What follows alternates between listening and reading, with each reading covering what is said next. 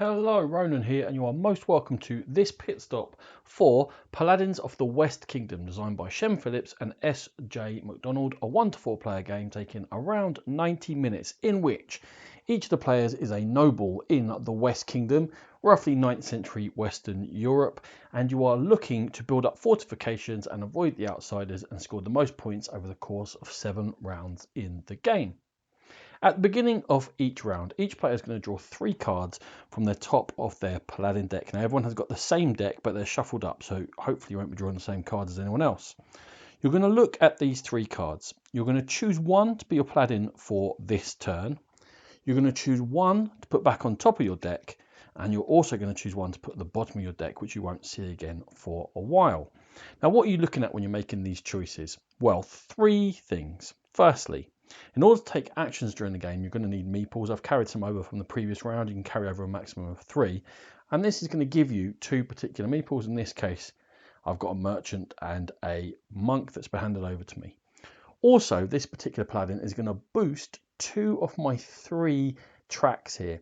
And this is my military strength, my influence, and my faith strength. And they're going to affect what actions I can take or how powerful the actions will be, as we'll see during the course of the game.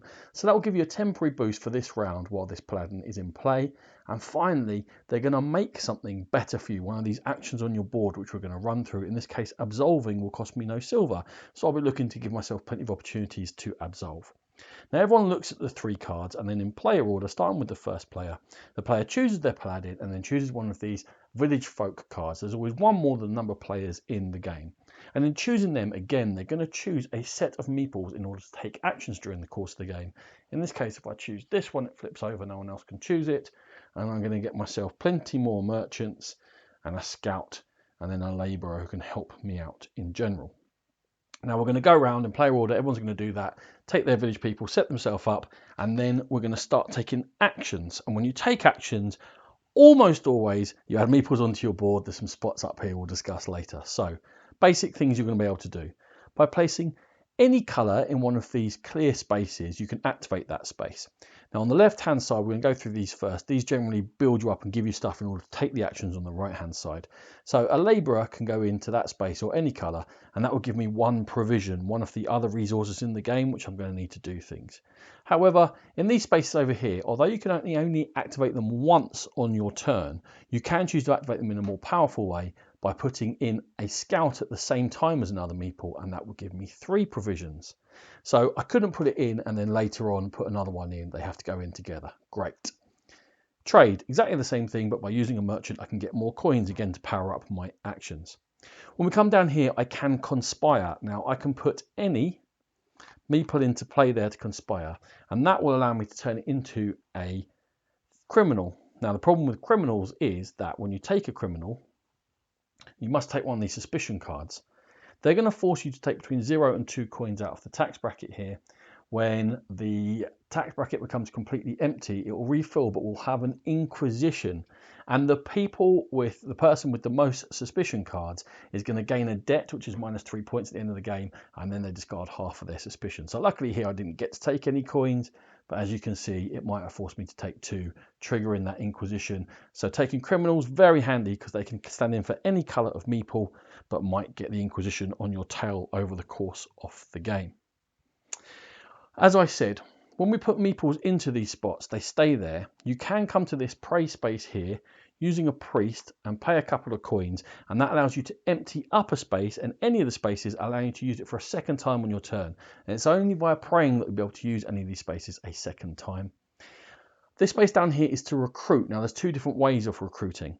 By putting any meeple in the left-hand space, we look up here at these townsfolk. All of them in the top right of the card gives you this cross symbol, meaning you can take that and throw it out of the game and it will give you a one-off bonus. It might give you more meeples, or it might give you more money, or cancel some of these suspicion cards. There's various things, and you look at that and make your choices. If we had a warrior, or I could use this criminal, we could actually recruit instead, getting those townsfolk, and we'll pay an amount of money depending upon where they are in the lineup, and they'll refill each turn. They'll push along to the right. And that will give us a constant power during the course of the game. For example, I've already recruited this gatekeeper. I got it at the beginning of the game. And that means that as well as giving me this one-off bonus that you get for recruiting, Every time I take this fortify action, there's a symbol there, I gain money, which is why I fortified lots and gain some money to help me do things. So we can get townspeople in to boost our actions. Also, to make our actions easier, the last space on this side of the board is the develop space. And in the develop space, you can put in any 2 meeples. You can spend 4 money, and that's going to allow you to build a workshop. Now, you take a workshop from here. Underneath there is a meeple symbol, meaning you get another one into your reserve for this turn. Then these workshops get placed into these spaces in these sort of more complicated action sides over here, in the left space or the middle space. The left space will always require a certain colour of meeple. The middle one, anyone can go in, and I could do that to make commissioning cheaper, or I love fortifying, maybe I'll cover up the second space there, meaning that fortifying is a lot easier for me to do. Okay, so that's how we get our general things, but we haven't talked about the meat of the game, which is over on this side of the board. This is how you're going to boost up your tracks and allow you to score most of your points during the course of the game. Let's talk about them quickly. Each of them requires you to have your tracks up to a certain area. Don't forget to add your paladin for the turn. So for commission, I would check my faith. I'm going to commission a monk into play. When I do it, I'm going to boost up my influence by 1, and it's going to cost me some provisions. Then I can put this monk onto a spot up here on the board. Now, when I go in there, I need to check how strong my faith is, and that will give me access to different columns, different areas in which I can place this monk. And when I place it in there, it's going to give only me a one-off bonus. In this case, it's 2 coins, again, looking to power up my actions.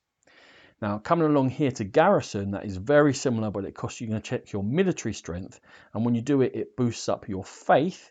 And in doing the same thing again, you'll take a garrison, you'll check your military, you'll put it into a space on the board and take the bonus. And this is pretty much the only shared area of the board, almost, in which you're fighting, and it's the military and the faith looking to take over these areas and give you those bonuses. And in taking these actions, they're all going to boost up your tracks in a different value. Okay, in the middle of those two was fortify. When you come to fortify, you simply build a walls card. You're going to need provisions and a certain amount of influence to be able to do it, and that will always boost your military and give you some other bonus along the way. Down the bottom here, we've got absolve. You can do an absolution.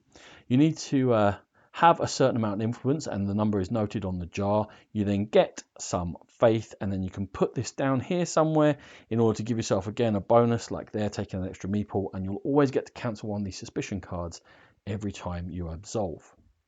Now, these last 2 spaces are attack and convert. And attack requires military, and convert requires your faith strength to be up. It's all to do with these outsider cards. When you choose to attack, this is the only time you can boost a stat for an action. You can spend money to boost up, and then you get access to these cards here. They come in 3 different types of outsiders.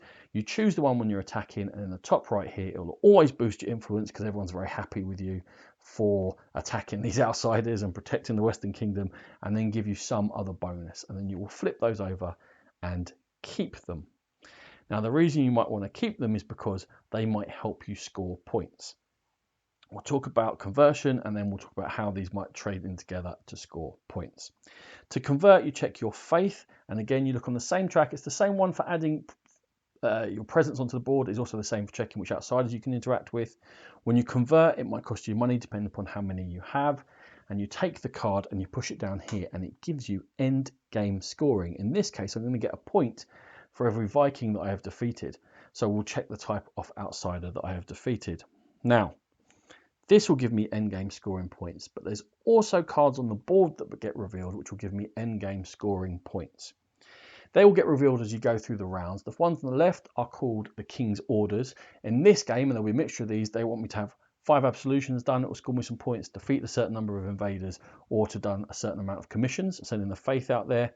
As we get to the right-hand side of this area, this is the only shared worker placement space in which it wants a particular colour of meeple on these King's Favours, or that one can be anything, and it will give you a bonus. In that case, for any meeple, I will take 2 criminals, not forgetting to take those suspicion cards. So we'll take our actions until our meeples are all used, and when they're all used, we're going to have to pass. We'll wipe our own board, we'll wipe the area, we'll get new townsfolk, new village cards, we'll get rid of our paladin for this turn, and we'll choose from the other 3, including the one we put back on top, and we'll continue on until we finished 7 rounds. After the 7 rounds, we're going to check to see how many points we've scored. Have we completed the 3 King's Orders during the course of the game? We'll get points for each one of those that we've done. We've been pushing our attributes up these tracks the whole game, and for each of them, you'll check and see how far up they've got, and they will score a certain number of points. Debts we've been forced to take, possibly by the Inquisition, will cost us 3 points, although during the course of the game, you will be able to flip them over, and if you flip them, they'll score you a point each. For your silver and provisions, each 3 will score you 1 point, and then we're going to get some points for things we've done on our board. If we've managed to do enough develops, we'll score points, enough fortifies, enough commissions, enough garrisons, and enough absolves or absolutions will also score points. And the last thing we'll check is how well we have fulfilled the conditions of those conversions that we've done, and that will also give us points. And we add all of those things together, whoever has scored the most points will be the winner of Paladins of the West Kingdom. This has been a Game Pit Stop. For more videos like this, check out the Game Pit YouTube channel, or for more opinions on games, please check out the Game Pit podcast. Thank you very much.